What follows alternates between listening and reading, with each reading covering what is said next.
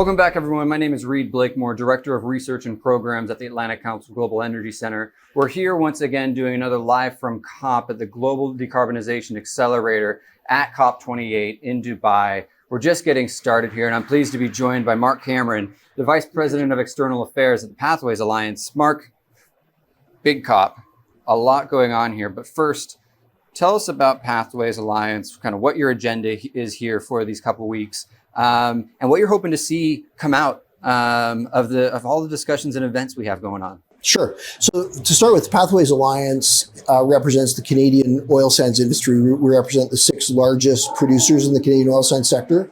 So we produce about 3.5 million barrels of oil per day.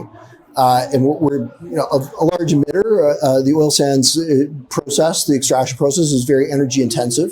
So we are a large emitter. About 10% of Canada's emissions come from the oil sands sector. So we recognize that we are part of the emissions problem, but that also means that we're a big part of the solution. So we're currently developing one of the world's largest carbon capture and storage networks in northern Alberta, and working on a whole array of other technologies to decarbonize the oil sands sector. And we've committed to net zero by 2050. All of our 6 companies have.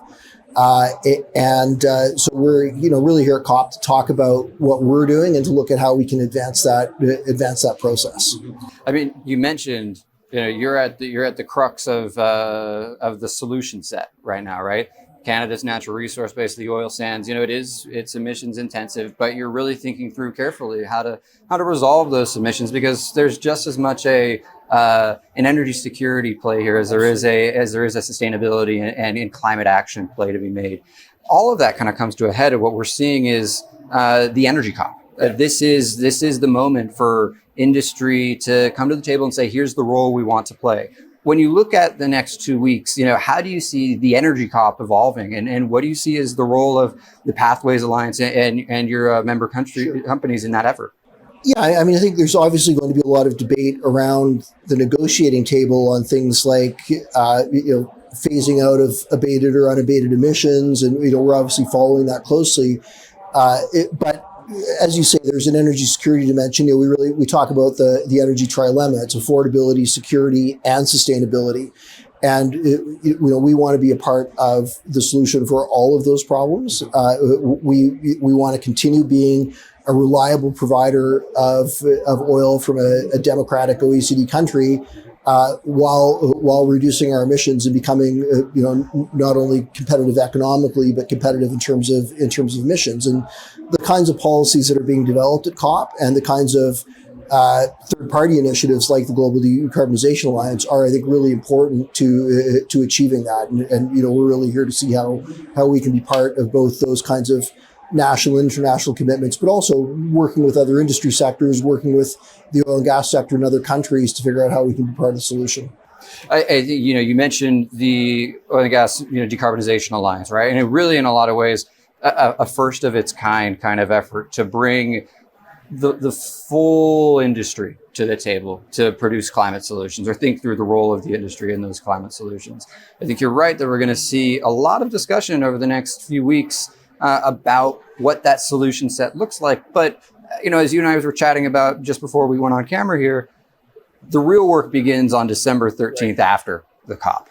So when you talk about the solution sets that you see needing to be implemented beyond the COP, how should that shape our activities and our thinking and the strategies we're going to deploy, beyond December 13th, well into 2025 and beyond?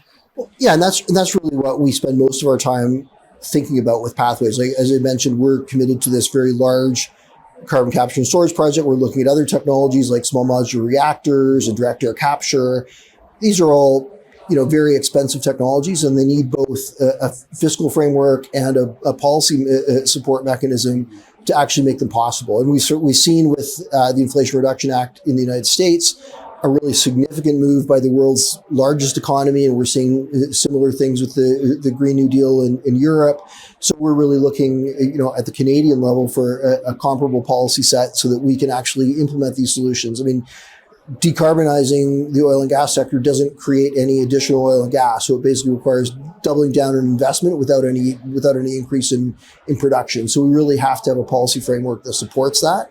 And we're working very closely with both the national government in Canada and our provincial government in Alberta on what those solutions would be. But we think events like COP, where you can see what's happening globally, whether it's in Brazil or Australia or Indonesia, are actually really helpful for Canada figuring out its own domestic solutions. Absolutely, and I think what we hope to see is it's been really wonderful to see the level of engagement from a crucial part of the energy industry at this COP, and I think everybody participating hopes that the solutions, the table setting, the action agenda that comes out of this COP for the oil and gas industry, but the energy industry at large, right, enables a more inclusive approach to climate action and energy security moving forward. So with that, Mark, thanks for joining us today, and we'll be doing a lot more of these in the future. So thank you for joining us. Hope to see you again soon. Thank you.